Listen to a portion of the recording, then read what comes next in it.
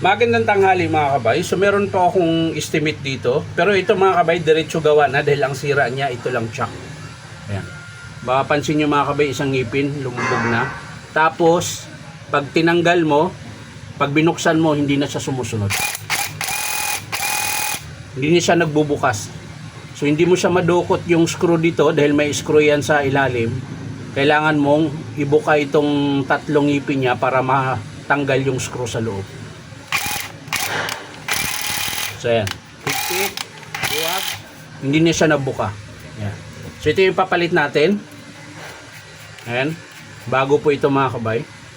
Pag mga ganyan mga kabay, hindi siya bumubuka, paluin nyo lang ng martilyo yan, paunti-unti. Tapos pandang. Okay.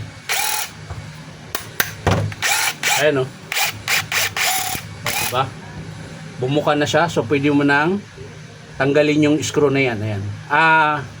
Yung screw niyan mga kabay, hindi yan allen. Ayan po. Yung bulaklak o star. Yan po yung tawag niyan. So ang number pala nito mga kabay, T20. Ayan.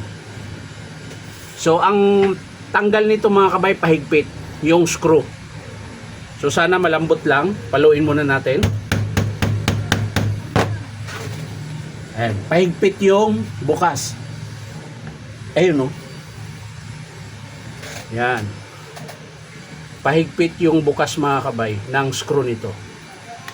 Pag hinigpitan mo naman, paluwag.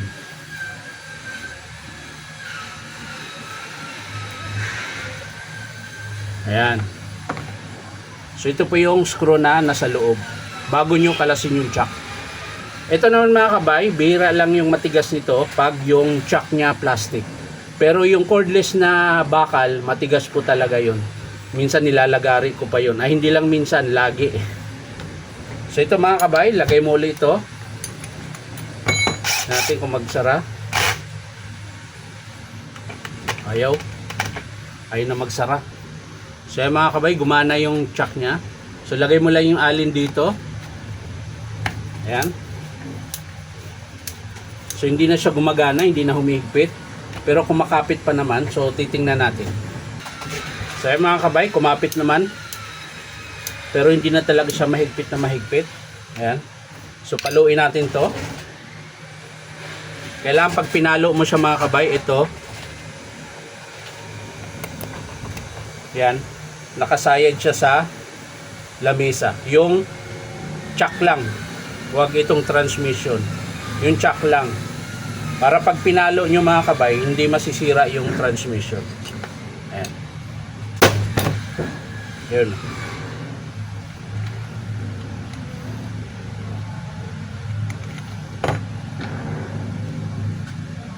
Yun. Kalas na siya mga kabay. Minsan kasi, pag kinalas mo siyang nakaganyan, minsan napapalo mo siya parang ang tawag ba nun? Parang babaluktot yung spindle kasi pag pinalo mo siyang nakaganyan, nakaangat yung chock, hindi nakalapat sa lamisa, pwedeng madamage yung transmission o kaya yung gear o kaya itong mismong spindle.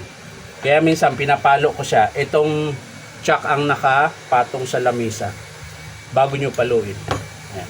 Pwede rin naman ganyan, kaso lang minsan mag-iiba na yung tunog, parang garalgal. Yan. Kasi nasubukan ko ng ganun mga kabay. Nung bago ko pa tinanggal yung chock, maganda yung tunog. Pero yung natanggal ko na yung chock, nag-iba yung tunog. Yan. Kaya minsan, ang lagi kong ginagawa ngayon, pag nagtanggal, nakapatong yung chock mismo sa lamisa. Yung walang awang.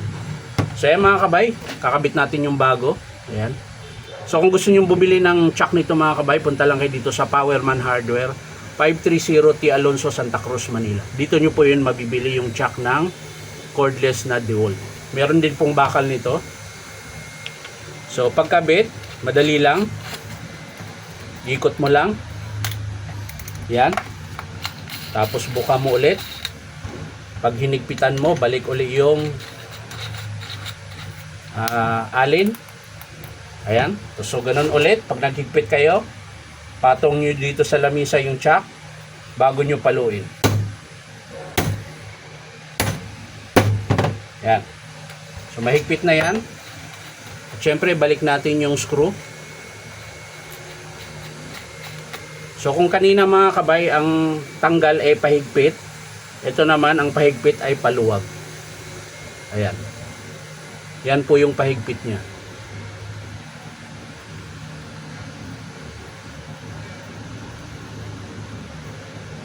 So yan na, mahigpit na mga kabay. Bigyan na lang natin.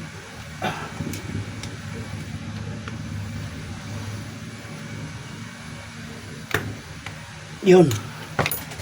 Ayos na, testing natin ngayon. So yan, di naman nagbago yung tunog. Testing natin yung hammer, drill, screw.